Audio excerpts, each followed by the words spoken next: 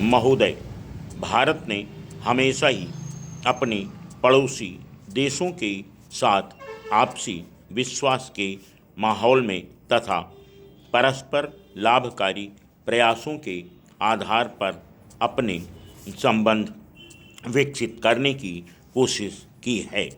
दुर्भाग्यवश हाल ही में जो घटनाएं घटी हैं उनसे एक पड़ोसी देश के साथ विश्वास पर आधारित संबंधों पर बुरा असर पड़ा है। हमारा दृष्टिकोण व्यवहारिक है। हमें विश्वास है कि परिपक्व राष्ट्रों को आपसी मतभेदों का स्थायी एवं व्यवहारिक हल केवल शांतिपूर्ण और द्विपक्षीय बातचीत के जरिए ही ढूंढना चाहिए। अंतर्राष्ट्रीय संबंधों में आक्रामक बल प्रयोग का अब कोई स्थान नहीं है। राष्ट्रपति महोदय, जैसे जैसे हमारी बातचीत आगे बढ़ेगी, भारत और संयुक्त राज्य अमेरिका को आपसी हितों के बिंदुओं से ऊपर उठकर दोनों के संयुक्त विजन पर भी ध्यान देना चाहिए। जिस वक्तव्य पर हमने कल हस्ताक्षर किए हैं वह इस दिशा में पहला कदम है। हमें अपने बीच मित्रता का एक जीवंत और अनूठा उदाहरण पेश करना चाहिए। आज लाखों भारतीय संयुक्त राज्य अमेरिका में रह रहे हैं। आपके देश ने उन्हें अपनी क्षमता को पहचानने का मौका दिया है। इसके बदले वे हर एक क्षेत्र में आपके देश की प्रगति में योगदान दे रहे हैं।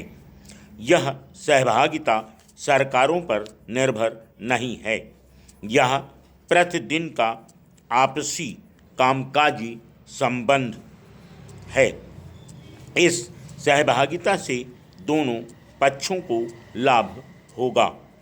यह भी संतोष की बात है कि दोनों देशों ने अंतर्राष्ट्रीय सुरक्षा के एक अन्य महत्वपूर्ण पहलू के समाधान हेतु सहयोग देना शुरू कर दिया है।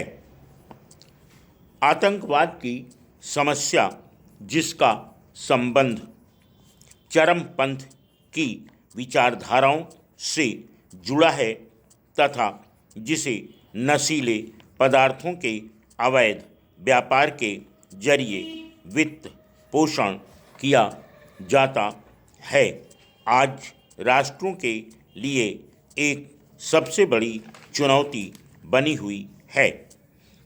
आज हमें इस बात पर विचार करने की आवश्यकता है कि क्या हम इस बुराई, जिसकी बुनियाद घृणा और हिंसा पर टिकी है तथा जो लोकतंत्र के आदर्शों के बिल्कुल विरुद्ध है, की जड़ पर प्रहार करने का पर्याप्त प्रयास कर रहे हैं। हम संतुष्ट नहीं हो सकते, नहीं हम वे वायदे सहन कर सकते कि हम सही निर्णय लेने के बिना इन्हें पूरा नहीं कर सकते। वे अप्रचलित क्षण होंगे। जनता हमसे कार्य की आशा करती है, मुझसे ऐसा करने की आशा रखते हैं तथा वे आपसे भी ऐसा करने की आशा करते हैं। वे ऐसे आवश्यक निर्णय लेने की आशा करते हैं। Full stop. नेक्स्ट। सभापति महोदय, इस संस्था की रजत जयंती के अवसर पर एक नए सभागार का शिलान्यास करना वास्तव में प्रसन्नतादायक है। शिलान्यास का कार्य अब बहुत आसान हो गया है, क्योंकि हमें बस एक बटन दबाना पड़ता है और किसी प्रस्तर खंड तक आने जाने का भी कष्ट नहीं उठाना पड़ता। इसमें कोई संदेह नहीं कि हमारे समय में आयुर्विज्ञान ने बहुत उन्नति की है। विशेषतः गत 25 वर्षों में, और हमें इस उन्नति से बहुत लाभ पहुंचा है। भारत में चिकित्सा संस्थान अच्छी प्रगति कर रहे हैं। हमारे यहाँ ऐसे डॉक्टर और नर्सें तैयार हो रही हैं जिनकी तुलना दुनिया के किसी भी ऐसे देश के डॉक्टरों और नर्सों से की जा सकती है जहां चिकित्सा विज्ञान बहुत विकसित है। यह कुछ सीमा तक सुविधाजनक है तो कुछ अर्थों में असुविधाजनक भी है, क्योंकि इसका अर्थ यह है कि हमारे कुछ ऐसे लोग अन्य देशों की ओर खिंच जाते हैं अगर वह थोड़े समय के लिए किसी विकासशील देश को मदद देने के लिए जाते हैं और भारत को विदेशी मुद्रा भेजते हैं तो यह अच्छी बात है। लेकिन अगर वह जाकर पाश्चात्य देशों में बस जाते हैं जहां उनके अपने ही लोगों की कोई कमी नहीं है तो यह हमारे लिए अहितकर है, क्योंकि उनकी सेवाओं की भारत के करोड़ों लोगों को बड़ी आवश्यकता है।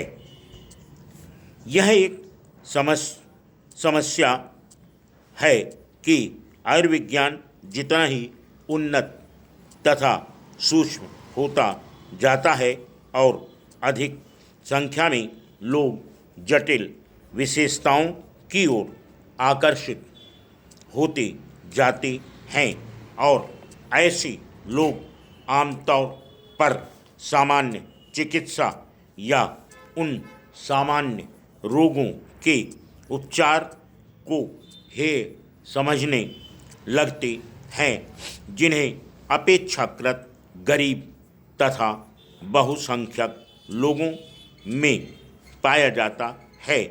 हमें ज़रूरत है एक तरह के संतुलन की, ठीक वैसे ही जैसे उद्योगों के क्षेत्र में हमें भारी उद्योग भी चाहिए और साथ ही हमारे देश को इस समय जो स्थिति है उसमें मंझोले लघु एवं कुटीर उद्योग, ग्रामोद्योग तथा गृह शिल्प की भी आवश्यकता है। इसी प्रकार चिकित्सा के मामले में हमें नवीनतम तथा सूक्ष्मतम खोजों की आवश्यकता तो है, लेकिन ऐसी उपलब्ध चिकित्सा सुविधाओं को दूर दूर गांव-गांव तक पहुंचाने की कीमत पर नहीं होनी चाहिए। हमारे यहाँ एक विचित्र स्थिति है। अधिकाधिक लोग चिकित्सा व्यवसाय को अपना रहे हैं और फिर भी उनमें से अधिकांश भारत की आबादी के केवल 20% को चिकित्सा का लाभ दे रहे हैं।